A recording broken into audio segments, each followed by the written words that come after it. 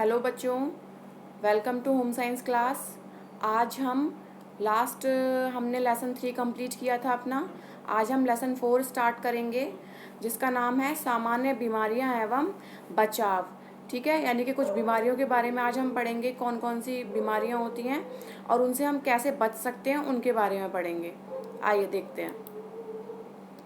देखिए, ये है, हमारे शरीर में विभिन्न रोगों के जीवाणु किसी न किसी माध्यम द्वारा शरीर में प्रवेश करते हैं, जो हमें रोगग्रस्त कर देते हैं।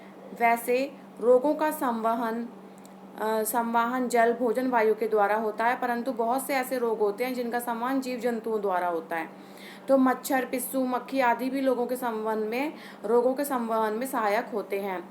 एनोफ्लीज मच्छर मलेरिया रोग का संवहन करते हैं, पिस्सू प्लेग का और क्यूलेकस फाइलेरिया का। तो देखिए, इसमें क्या कहना चाह रहे हैं ये कि जो हमारे शरीर में रोगों के जीवाणु किसी न किसी माध्यम द्वारा शरीर में प्रवेश करते हैं, जो बैक्टीरियाज होते हैं वो किसी न किसी माध्यम से हमारे शरीर में प्रवेश करते हैं।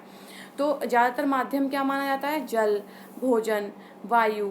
ठीक है, लेकिन कुछ रोग ऐसे भी होते हैं जो जल से, भोजन से, वायु से ना हो करके जीव जंतुओं से फैलते हैं, जैसे कि मच्छर से, मक्खी से, ठीक है, पिस्सू से। तो जैसे एनोफिलीज जो मच्छर होता है वो मलेरिया रोग का संवहन करता है।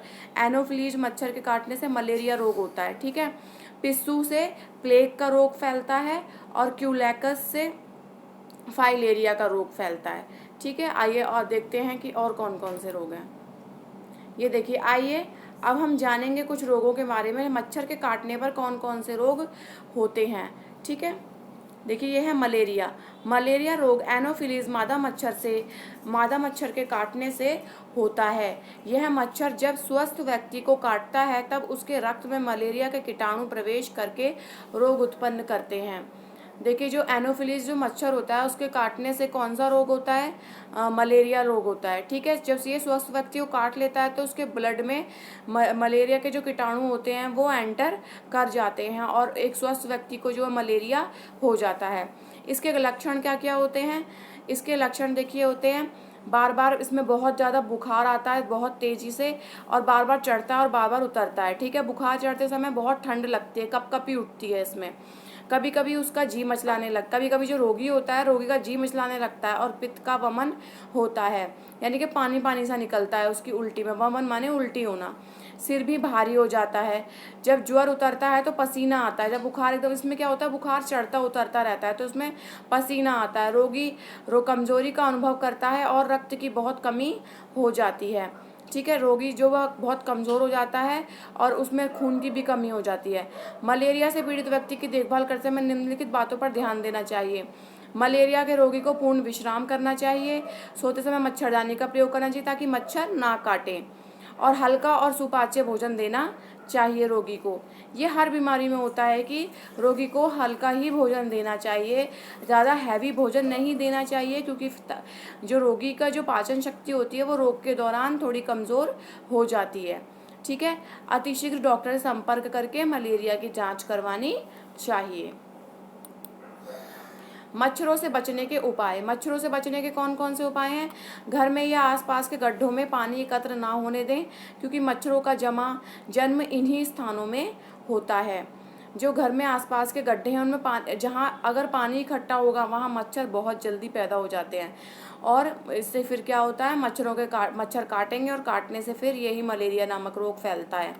कभी कभी कूड़े के ढेरों में भी मच्छर एकत्र हो जाते हैं, इसलिए वहाँ भी साफ सफाई रखनी चाहिए। तालाबों में जल के ऊपर मच्छर मारने की रासायनिक दवाई छिड़कनी चाहिए, जिससे मच्छर मर जाएं, और इस प्रकार से मच्छरों को बढ़ने से रोका जा सकता है। समय समय पर जो केमिकल्स होते हैं, दवाइयाँ जो होती हैं, उनका छिड़काव होना चाहिए तालाबों में, जहाँ जहाँ पानी इकट्ठा होता है।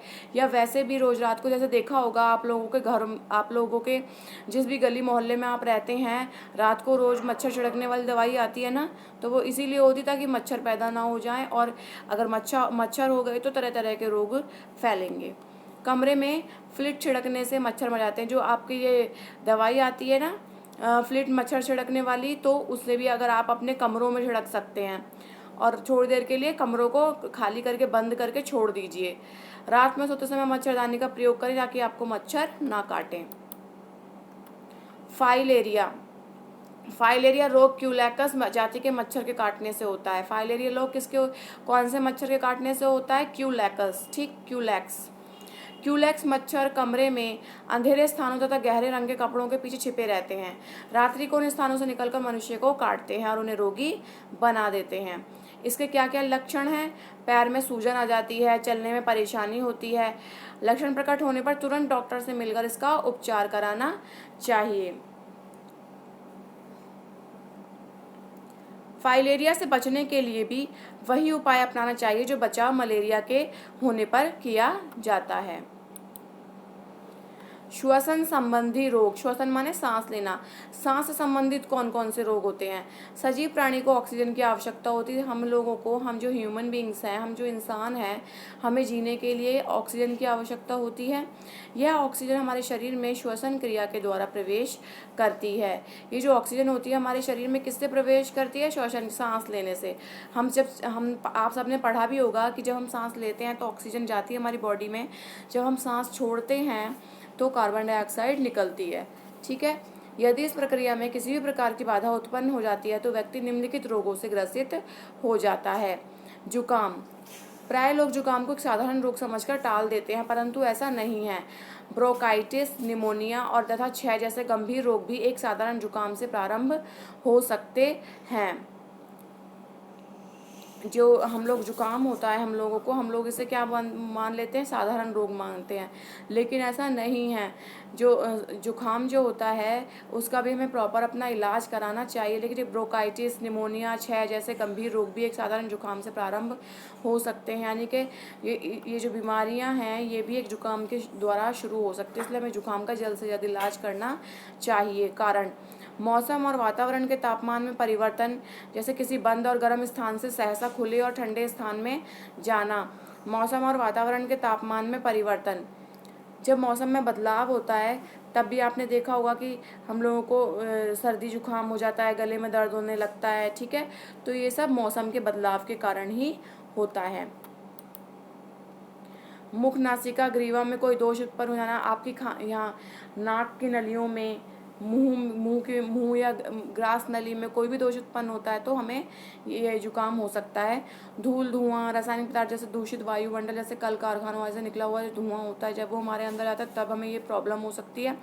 शरीर में प्रतिरोधक शक्ति का अभाव होने पर भी व्यक्ति शीघ्र जुकाम से पीड़ित हो जाते हैं। जब हमारे शरीर में इम्यूनिटी पावर कम हो जाती है तो तब भी हम इस रोग से ग्रसित हो सकते हैं।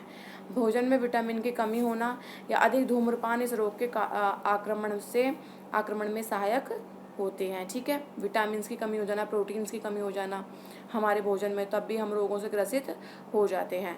लक्षण: इसमें क्या क्या लक्षण? रोग के चिन्ह प्रकट होने का समय 12 घंटे से 2 दिन का होता है।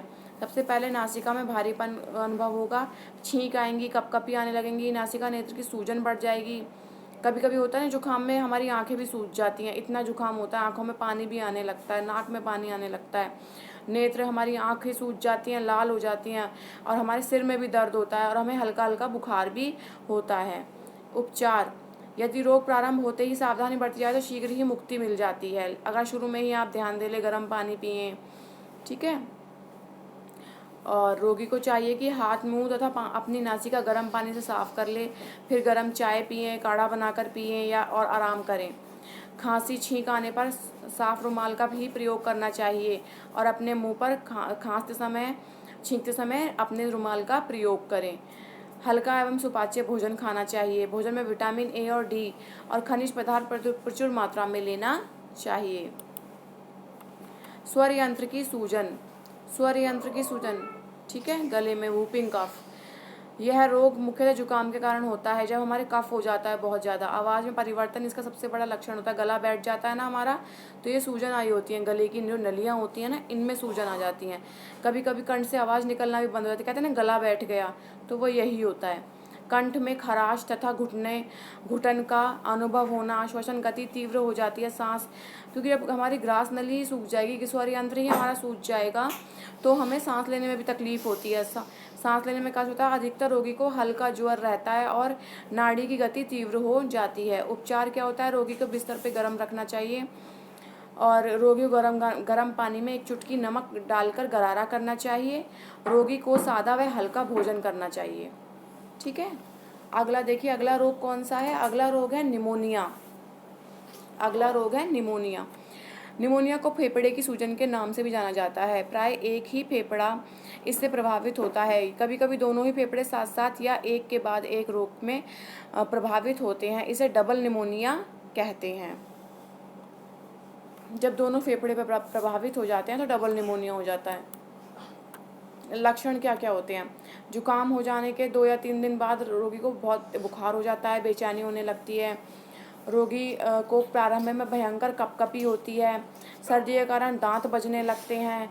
साधारण रोगी को अत्यधिक ज्वर होता है। इसका ताप 104 डिग्री से 105 डिग्री फ़ारेनहाइट तक हमें बुखार हो सकता है। नाड़ी की गति बढ़ जाती है। रोगी को सांस लेने में तकलीफ होती है। त्वचा गर्म हो जाती है, खुश्क हो जाती है, चेहरा लाल पड़ जाता है और भूख नहीं लगती है। उपचार: रोगी को तुरंत बिस्तर पर लिटा देना चाहिए। उसे ऊनी या गर्म कपड़ों से ढक देना चाहिए। इस तरह के लक्षण प्रकट होने पर तुरंत डॉक्टर के पास जाएं। यदि समय पर उसका उचित उपचार न किया गया तो रोगी की मृत्यु भी हो सकती है। अच्छा स्वास्थ्य सुखी परिवार की नींव है, ये हम सभी जानते हैं। अगर हमारे सभी परिवार के सारे फैमिली मेंबर स्वस्थ रहेंगे तो वो एक सुखी परिवार बनेगा। ठीक है। उत्तम स्वास्थ्य सुखी जीवन का परिचायक है। उत्तम स्वास्थ्य का अर्थ है कि मनुष्य शरीर से मन से निरोगी हो, शरीर से भी निरोगी हो और मन से भी निरोगी हो तथा अपने दैनिक कार्य या अन्य क्रियाकलापों को पूर्ण रूप से करने में सक्षम हो। स्वस्थ व्यक्ति स्वयं तो खुशी से रहता ही है, साथ ही अपने परिवार को भी सुखी रखता है। इसके विपरीत अस्वस्थ व्यक्ति अपना कोई भी कार्य करने में असमर्थ रहता है, साथ ही परिवार की भी देखभाल नहीं कर पाता। अतः अच्छा स्वास्थ्य सुखी परिवार की नींव है। इसीलिए अपना भी ध्यान रखें और अपने परिवार वालों का भी ध्यान रखना चाहिए। और ध्यान रखने के लिए, रोगों से बचने के लिए क्या करना चाहिए? साफ सफाई का ध्यान रखना चाहिए। स्वच्छ भोजन खाएं और भोजन खाने से पहले हाथों को धोएं। जल को गर्म करके पिएं ताकि उसके सारे बैक्टीरिया किल हो जाएं। ये देखिए, ये इसका अभ्यास है। अभ्यास में बहुत ही कम क्वेश्चन आंसर हैं। इसमें 4 तो क्वेश्चंस हैं और बाकी आपके 2 फिलअप्स हैं। जितनी भी ये स्लाइड है ये पूरे आपकी चैप्टर 4 की स्लाइड है। इन्हीं में आपको आंसर मिलेंगे। इसके क्वेश्चन आंसर की PDF मैं कल आपको भेजूंगी। कल आप अभी जो मैंने अभ्यास आपको दिखा रही हूँ इसमें से आप अब छांट के रफ कॉपी में इनके आंसर्स लिखिए। और जो कल मैं आपको PDF भेजूंगी उस PDF का आपको क्या करना है? उस PDF से आपको अपने आंसर्स मैच करने के, आपने कितने आंसर सही ढूंढे हैं। ठीक है। लेकिन आपको फेयर कॉपी में मेरी PDF से ही क्वेश्चन आंसर अपनी फेयर कॉपी में उतारने हैं, कल की डेट डाल के। ठीक है बच्चों, तब तक के लिए बाय।